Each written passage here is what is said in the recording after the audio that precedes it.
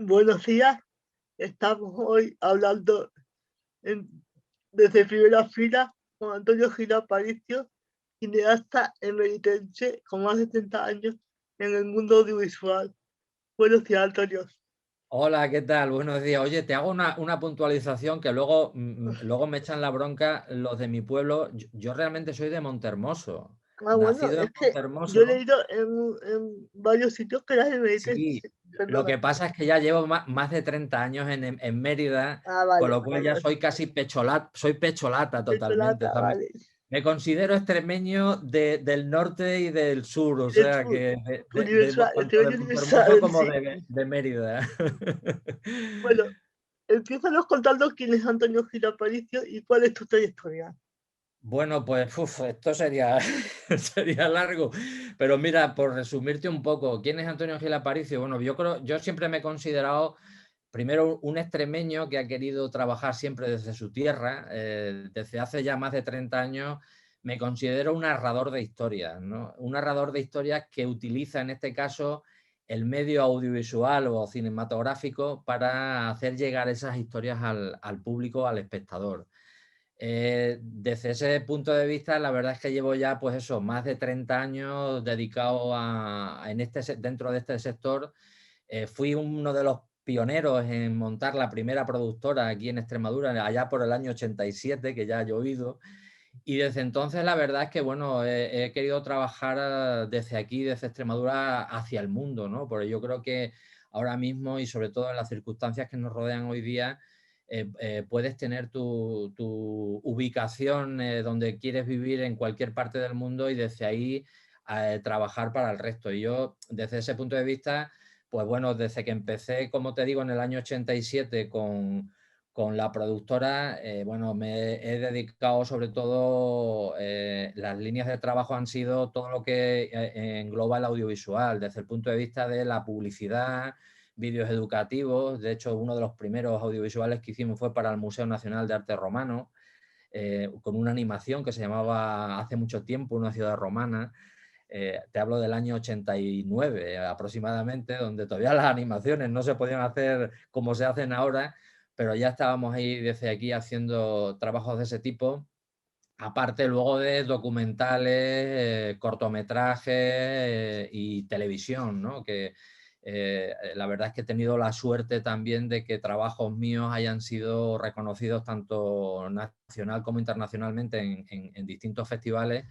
Y eso siempre es un aliciente, ¿no? Para un narrador, como te digo que me considero, para seguir haciendo trabajos de este tipo y seguir intentando contar historias, sobre todo que emocionen a los espectadores, utilizando el cine para ello, ¿no? Y desde ese punto de vista, bueno, te digo, siempre mi, mi, la parte que más siempre me ha gustado del audiovisual ha sido la ficción, aunque ya te digo que he hecho también mucho documental, hemos hecho publicidad, pero la ficción siempre ha sido algo a lo que he querido afrontar. Y de hecho ya hubo uno de los cortometrajes, de los primeros cortometrajes también, digamos, desde un modo de vista profesional que se hicieron, que fue El Emblema, pues rodado en cine, además, en aquel momento, en el año 2000. eh, Tuvo también bastante repercusión y, bueno, a partir de ahí la verdad es que siempre he intentado que la ficción esté siempre presente dentro de mis trabajos. De hecho, también en televisión, una de las primeras y desgraciadamente de las pocas y únicas de momento ficción que se ha hecho en el canal autonómico, en Canal Extremadura Televisión, fue una serie que se llamaba Cuando puedas, que era una serie de humor donde utilizábamos a personajes muy característicos que nos podemos encontrar precisamente en la calle, en Extremadura. Y que digo desgraciadamente porque creo que esto es una parte que se debe apoyar más, yo creo, desde la propia televisión autonómica, ¿no? Debería fomentar más el hecho de la ficción para que tanto los actores, que sobre todo tenemos aquí un plantel de actores profesionales con una calidad inmensa que solamente casi pueden hacer teatro porque desgraciadamente en el caso de la televisión no hay cabida de momento y ojalá esto sea también algo para que se piense y se empiece a hacer otra vez de nuevo ficción. Pero de momento mientras que la televisión no se puede hacer, sí que estamos ahí inmersos en lo que es el cine, y desde este punto de vista, pues bueno, ahí estoy también con varios trabajos hechos ya, y como digo últimamente, sí que me está influyendo mucho todo el tema de la inclusión y la discapacidad, ¿no? El cine social es algo que desde que empecé también con algunos de los trabajos a planteármelo y a desarrollar por ahí esa línea, la verdad es que estoy muy satisfecho, ¿no? Con los trabajos que llevo haciendo hasta ahora. Este último que ha sido Si Italia fuera ciega, que está en proceso todavía de montaje, pero justo el anterior precisamente fue otro cortometraje que realizamos para CERMI Extremadura, que se llamaba Buen Día y que precisamente tocaba el tema de la violencia de género en las mujeres con discapacidad, ¿no? En el entorno doméstico. Yo creo que es lo bueno que tiene el cine, que es una herramienta que sirve muy bien para trasladar un mensaje al espectador, y eso yo creo que es muy importante. Bueno, No sé si quieres que te cuente algo más, porque me podrías no, tirar aquí. seguimos porque si no estaríamos aquí hablando. Sí, sí, sí. ¿Qué es el Cindy y qué significa para ti dirigirla? Pues mira, Secindi es uno de los proyectos más bonitos que me ha tocado en los últimos tiempos. La verdad es que aquí tengo que agradecer mucho a Fundación CB, a Emilio Jiménez, a los dos Emilios, al presidente Hablando y de al vídeos, director sí. general, que tengo la suerte, además de que sean los dos cinéfilos totales, y que, bueno, ya desde hace unos años, cuando en mi etapa como director de la Filmoteca ya tuvimos una muy buena relación, ya se habló de una posibilidad de hacer algún tipo de festival que tocara el tema de proyecciones accesibles. Y precisamente ya una vez que terminé en la Filmoteca concretamente, retomamos esta idea de intentar hacer un festival que cumpliera sobre todo dos objetivos muy concretos. Uno, que fuera inclusivo. Inclusivo hablamos que pueda ser accesible para cualquier persona que tenga algún tipo de discapacidad. Desde ese punto de vista, todas las proyecciones que se hacen y que se tenían que hacer tenían que ser accesibles para personas con discapacidad visual, personas con discapacidad auditiva, tuviéramos intérprete en lengua de signos, que el edificio fuera accesible para personas con discapacidad física, que hubiera bucle magnético, o sea, que cumpliéramos todos los requisitos que tienen que cumplir una proyección en este caso y un festival como ese Cindy, para que efectivamente puedan participar todas las personas como cualquier otra persona va a una sala comercial, pueda ver una película. Pues en este caso ese era un objetivo principal. Y luego el otro objetivo, que también a mí me parecía muy interesante, era precisamente utilizar el cine y utilizar en este caso las historias que cuentan pues con personajes que puedan tener alguna discapacidad, que traten algún tipo de discapacidad o algo similar, trasladarlas y hacerlas llegar a los espectadores en general para precisamente que esa información y que ese gran desconocimiento que todavía yo creo que tiene mucha gente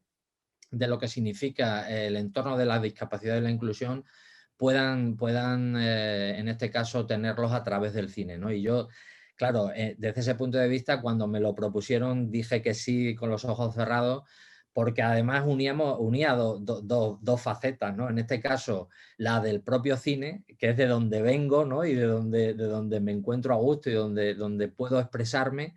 Y la otra, yo creo que cumple una labor social muy importante que, como te decía, era hacer, bueno, pues llegar esas películas a todas las personas por igual, ¿no? Así que desde ese punto de vista, muy contento y muy alegre, además, muy satisfecho en este año. Además, el año pasado pudimos hacer una versión más reducida del festival, pero lo pudimos hacer a pesar de las circunstancias. Fue presencial, totalmente presencial, excepto algún coloquio que lo tuvimos que hacer por streaming, pero este año recuperamos de nuevo los 6 días que tenemos en Secindi, que será del 4 al 9 de octubre otra vez, y ahí estamos ya trabajando con lo que va a ser una programación que yo creo que va a gustar mucho y que va a tener mucho contenido, en este caso, para todos los espectadores que quieran ir. Estupendo. Por favor, cuéntanos qué es y cómo surgió Si Italia fuera ciega. Pues mira, este es otro proyecto, la verdad que bueno, son de esas cosas que te van surgiendo en la vida y que vuelve a reunirse otra vez el tema cinematográfico. Surge parte realmente de la ONCE, de la Dirección General de Madrid, de la ONCE, y sobre todo a través de una persona que conozco ya de hace muchos años, que es el director y actor teatral Esteve Ferrer, que además es el asesor teatral de la ONCE. Un día me llama, te hablo a principios de este año, y me plantea esta posibilidad porque de llevar al cine una serie de escenas teatrales que representan los distintos grupos que tiene la ONCE por toda España, por un motivo muy concreto. Este año no podían hacer la bienal que la ONCE suele hacer todos los años de teatro, con estos grupos de teatro que representan las obras teatrales por varios sitios de España, debido a la pandemia. Y entonces, bueno, la idea era adaptar al cine una serie de escenas, de 11 escenas concretamente, 11 obras teatrales de estos grupos, y llevarlas al cine. Claro, yo por supuesto en el momento que me lo dijo me pareció una idea magnífica y bueno, me puse a trabajar en elaborar ese proyecto desde el punto de vista de la producción cinematográfica, ¿no? Cómo podríamos afrontarlo, cómo podríamos hacerlo y estructurarlo adaptando esas escenas teatrales que además son cronológicas porque él como asesor cuando plantea qué obras van a hacer los grupos de teatro de la ONCE, ya de por sí se plantearon como en distintas épocas. De hecho, hablamos de obras con textos grecolatinos, hablamos de obras de Cervantes y de Quevedo del siglo XV, hablamos de Sor Juana Inés de la Cruz, por ejemplo, siglo XVI, luego nos vamos, por ejemplo, a Chekhov, nos vamos a Bertolt Brecht, nos vamos a Lorca, nos vamos a Peter Weiss con Severa Vigilancia y luego incluso tenemos obras de autores contemporáneos vivos, con lo cual el abanico era muy cronológico, o sea, nos servía para casi hacer un recorrido a través del cine de un poco de la historia del teatro, ¿no? de los autores teatrales en el tiempo. Claro, todo esto estaba muy bien, pero no dejaba de ser un compendio de escenas cinematográficas, de adaptaciones de teatro al cine. Nos faltaba un hilo conductor y desde ese punto de vista la verdad es que luego ya desde que la ONCE nos dijo que ok, que el proyecto le parecía muy bien y que tiráramos para adelante, pues tanto Esteve Ferrer como yo nos pusimos a elaborar un guión y sacar un hilo conductor que efectivamente uniera a todas estas secuencias, a todas estas obras de teatro, y ahí nace Lucius Italia. Lucius es un romano, un romano ciego en la Augusta Emérita del siglo I después de Cristo, que quiere ser actor, y en esa época efectivamente un ciego, una persona ciega era como totalmente, era obviado por la sociedad, entonces bueno, no le dejan ser actor. Lucio lo que hace es entonces invocar a los dioses, entre ellos a la musa del teatro, Thalía, para que reflexione un poco e intente visualizar por qué una persona ciega no puede ser actor. Entonces Thalía, bueno, empieza a pensárselo, empieza a reflexionar y empieza a visionar cómo serían esas obras de teatro, en este caso, interpretadas y con la participación de personas ciegas. Y ahí es donde viene el hilo conductor que nos va a hacer ir viendo todas esas secuencias que hemos estado rodando pues por toda España. Como te decía, hemos estado en Galicia, en Orense, Coruña, en Gijón, hemos estado en Tarragona, en Cataluña, Valencia, Baleares, Andalucía, Castilla-La Mancha, pues precisamente haciendo ese recorrido de 11 ciudades, rodando con estos grupos, adaptando estas obras, pero sobre todo una cosa además que ha sido también muy interesante y la verdad que ha beneficiado mucho al rodaje eran los escenarios naturales. Hemos rodado en sitios para situar estas escenas, hemos rodado en sitios pues como el monasterio de San Jerónimo en Granada, hemos rodado en la cárcel de Tarragona, hemos rodado en el Palacio de la Almudaina en Baleares, o en el propio Teatro Romano de Mérida, o en una casa del siglo XV en el Toboso, ¿no? O sea, yo creo que esto ha venido muy bien a todas las historias que contamos, le daba un peso todavía mucho más importante a todas las secuencias que queríamos rodar, y desde ese punto de vista la verdad es que en sí el propio guión es de alguna manera, o sea, la película que hemos querido hacer no deja de ser una reflexión o que nos haga reflexionar sobre la inclusión de las personas con discapacidad para desarrollar cualquier tipo de actividad en la sociedad. Y en este caso, planteado desde el punto de vista de la participación de personas ciegas que interpretan además a personajes que no tienen por qué tener en cuenta su discapacidad, que era una de las cosas que yo cuando hablaba con los actores, date cuenta que yo cuando nos desplazamos yo no conocía a los actores, solamente los conocía a través de sus directores de los grupos de teatro, a los que ya les decíamos, oye, tener en cuenta que en el cine no se hace cronológico. En el teatro tú entras, empiezas la obra y es todo seguido, es en directo y terminas y ya está. Aquí no, aquí a lo mejor empezamos rodando el final, luego nos vamos al principio y luego terminamos por la mitad. Todo este concepto era lo que ellos tenían que tener claro, lo que han ido aprendiendo. Uno de los objetivos también claros que teníamos cuando se plantea este proyecto era también que a todos estos actores les sirviera como una experiencia cinematográfica, o sea, les sirviera para saber cómo se hace una película. Entonces, en el rodaje, antes de empezar, cuando llegábamos a los sitios, que nos presentamos todo mi equipo, que la verdad han estado estupendos y todos, la verdad que nos hemos llevado una sorpresa y ha sido muy gratificante lo que nos han dado toda esta gente, porque hemos aprendido mucho de ellos. Ellos han aprendido cómo se hace una película, pero yo creo que nosotros hemos aprendido más de ellos, cómo se desenvuelven con su situación particular y cómo te das cuenta al final que el rodaje ha sido un rodaje normal, lo único que tenía en cuenta en las formas, ¿no?, de dirigirlo. El primer contacto que tienes, por deferencia o por deformación, tú ya empiezas a decir, oye, a ver, tú mira, desplázate de aquí a este lugar y se lo haces indicándolo con el brazo. Claro, alguien que no ve, lo primero que te dice, oye, como no me lo expliques mejor pues, diciéndomelo con la voz, no me voy a enterar. Y efectivamente, esa era un poco donde nos tuvimos nosotros que recolocar y que a la hora de dirigirlos, efectivamente, pues era mira a la derecha, mira a la izquierda, da 4 pasos hacia adelante y la verdad es que ha sido increíble cómo todos los actores prácticamente iban a la marca, ¿no? Yo siempre he dicho, trabajar en cine para cualquier profesional es saber estar en la marca, porque si no puedes salirte del cuadro, te puedes salir del foco, pero en este caso ellos les decíamos, oye, tienes que parar aquí, y bien de una manera o de otra, ellos se paraban en el lugar, interpretaban como tenían que interpretar, bajando esa parte de lo que es la parte teatral, hacerla mucho más natural, que era lo que trabajábamos, y desde ese punto de vista la verdad es que ha sido, yo creo, tan gratificante para ellos saber cómo se hace una película y participar en una película, como para nosotros haber podido trabajar con ellos en este proyecto. Creo que en parte o casi entera ya me la has contestado porque lo acabas de explicar. Pero ¿cuál ha sido la diferencia más importante que has encontrado entre tratar con actores y artistas ciegos o con discapacidad visual grave y actores y artistas videntes? Pues mira, diferencia prácticamente ninguna. O sea, no dejan de ser actores, actores que interpretan personajes. Desde ese punto de vista, la verdad es que ha sido, como te decía, muy satisfactorio y muy gratificante el poder trabajar con ellos.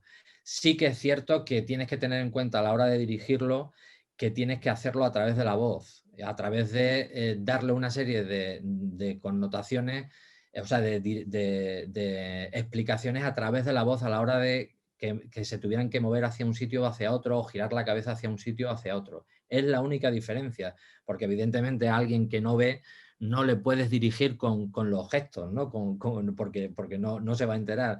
Desde ese punto, esa era la única diferencia, son las formas, ¿no?, de decirle cómo tiene que hacer el personaje, es la única diferencia que tenía. Por la otra parte, a la hora de la interpretación, la verdad es que ninguna, y de hecho yo creo que los espectadores y el público que vea la película se va a sorprender. Evidentemente todo el mundo va a saber que esta película está formada, está hecha por personas con discapacidad visual, pero yo creo que en el momento que te metes en la historia que te están contando, te vas a olvidar que esa persona no puede ver y está interpretando un papel de un personaje que es vidente, y que tú, sin embargo, no te vas a dar cuenta que tiene esa dificultad, sino todo lo contrario, ¿no? Yo creo que eso han sido muy creíbles desde ese punto de vista. ¿Qué recorridos esperas que tenga esta producción, Antonio? Pues mira, recorridos en principio y sobre todo el más importante es hacer los estrenos, no sé si la 11 es la que ya luego estará viendo se está viendo esta posibilidad de hacer no sé si un estreno simultáneo o sí en las ciudades donde hemos rodado, porque te puedes imaginar todos los actores que una vez que terminamos el rodaje, lo primero era cuándo vamos a poder ver esta película y dónde, ¿no? Claro, Entonces, sí que es verdad que en las 11 ciudades que se ha estado rodando se va a hacer una proyección especial para que pueda acudir todo el mundo que quiera ir a ver la película. Se hará también algún estreno como tal, no sabemos todavía el sitio concreto. Y luego, por supuesto, llevará una distribución desde la parte de vista cinematográfica. Intentaremos distribuirlo a través de festivales por la característica especial que tiene, ¿no? No es una película que la característica especial es quién la interpreta, ¿no? Quién está delante de la cámara. Yo creo que eso siempre es muy interesante a la hora de proyectarlo, de buscarle una sección en algún festival. Como te digo, esa será otra distribución. Y luego, evidentemente, televisiones y la ONCE, que lo podrá utilizar efectivamente en proyecciones donde estime oportuno, para dar a conocer un poco, bueno, pues cuál es la actividad cultural que tiene, que yo creo que es muy importante desde este punto de vista, y sumar en este caso ya a la parte teatral que ya de por sí llevan mucho tiempo, sumar ahora esta parte cinematográfica, que espero que no sea la primera, sino que, oye, podamos seguir haciendo más cosas, porque la verdad es que nos hemos quedado todos con ganas de seguir haciendo cosas. todavía estás con este proyecto, pero con tu trayectoria sabemos que seguro que tienes un montón de proyectos más guardados, así que nos puedes hablar de tus próximos proyectos. Pues mira, esto siempre es complicado hablar de próximo. Ahora mismo estoy centrado en este para, sobre todo, terminarlo. La idea es que a mediados de julio probablemente se pueda hacer ya una proyección de esta película. Y luego los siguientes proyectos, efectivamente, claro que hay proyectos. Tengo un proyecto que es un documental que me apetece mucho hacer, que habla sobre todo de la España de los años 60, la historia de un fotógrafo en el norte de la zona de Cáceres, en esa época, que habla hacer una comparación de la España vaciada que tenemos ahora mismo y cómo se desarrollaba en aquel momento. Y bueno, eso es un proyecto que lo tengo ahí, y que quiero afrontarlo en muy breve. Y luego, efectivamente, tengo también algún otro proyecto de largometraje que también, bueno, van sucediéndose. Son muy complicados de mover porque ya hablamos de presupuestos muy considerables, pero bueno, no, las ganas, la verdad es que no nos las quita nadie. Y sobre todo, y ahora que parece que con el tema además de pandemia podemos empezar a retomar un poquito la actividad que habíamos dejado hace un año, pues sí que empezar a afrontarlos en cuanto se vaya pudiendo, y sobre todo con muchas ganas de seguir rodando. Antonio, ha sido un placer hablar contigo y que nos hable de tanta cultura y que tanta y tanta falta nos hace. Eh, siempre tendrás las puertas de Granada abiertas para todos tus proyectos y para todo lo que nos quieras contar. Pues nada, muchas gracias a ti sobre todo por darme esta oportunidad de abrirme esta ventanita para seguir contando estas historias, y sobre todo, bueno, espero que todo esto que os he contado, sobre todo esos proyectos y esas películas que están ahí, sean sobre todo luego cercanas a todos los espectadores que quieran ir, y sobre todo para el festival, para Secinde, os espero a todos también, que este año la verdad es que va a estar muy interesante. Muchas gracias, por darme esta oportunidad. Muchas gracias a ti.